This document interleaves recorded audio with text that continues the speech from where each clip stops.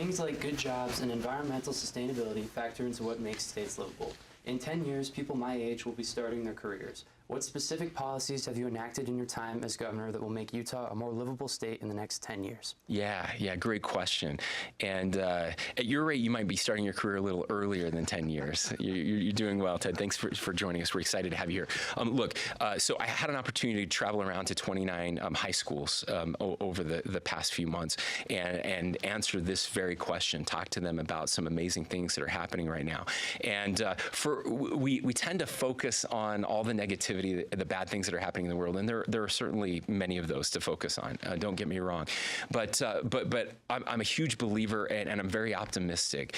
U.S. News and World Report named Utah the best state in the nation to live this past year, looking at over 70 different rankings, ranking all 50 states in those 70 different categories, adding them all together, and Utah came out the best place in the nation to live. And I believe that's going to continue. The opportunities are there. So economically, I think that's important.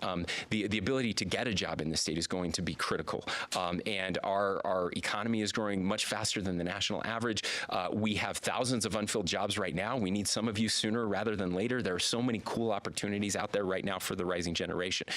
When it comes to cleaning up our environment and our air quality, water, sustainability, the things we've just talked about, we've just made record investments to do just that, to make sure that there is water 10 years from now, that the Great Salt Lake hasn't dried up 10 years from now, that our air is cleaner 10 years from now than it's been. And by the way, again, this false notion out there, our air is cleaner today than it's been in like 125 years.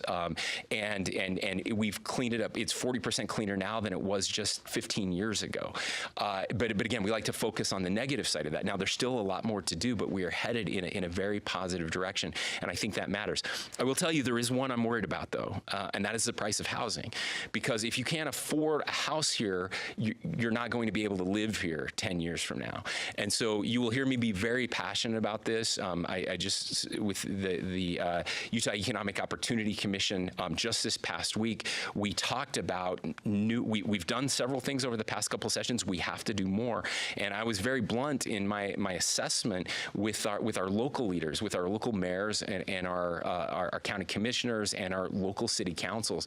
And that is, every single city in this state has to be part of this solution. They have to figure out a way to increase supply. And there are some cities out there that think, oh yeah, everyone else, we're unique, we're different. No, you're not. You're not unique and you're not different. You have to find more supply, and you have to do it quicker. You have to approve. We're not saying you have to let people build wherever they want, whenever they want, but you have to make the rules easier for people to follow. You have to make decisions quicker, because every day longer it takes adds to the expense of that house. You have to look at the added expenses, the requirements that you're placing on that housing. You must allow houses where we have the infrastructure in place to do that, and we're looking at additional funding streams to help cities with that, to get infrastructure to places where people can build, and we have to have some density in the right areas. That's the only way. That's the only way that our kids and grandkids are going to be able to live here. And so, so that's where we need some help.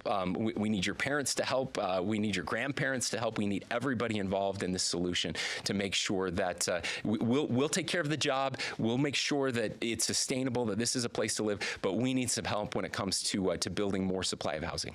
Governor, going back to mental health, social media is obviously a major issue, but how else are you addressing mental health? Yeah, thank you. We've had more investment in mental health over the past couple of years than at any time in our state's history. And the social media piece is just one small piece of that. I'm very excited about the receiving centers that are coming online. The legislature's made a major investment over the past few years in these new receiving centers. We recently opened one in Hurricane City. There are more happening all over the state. These I call these urgent care facilities for mental health. So just like if your child wakes up in the middle of the night with a fever, you don't want to take them to the emergency room, but the doctor's office isn't open, so you take them to an urgent care facility. It's open 24 hours a day. That's what these receiving centers are. It's a place where people can go, get immediate treatment, can help with trauma that they're experiencing at that time. We've also greatly increased and will continue to increase what we call our mobile crisis outreach teams.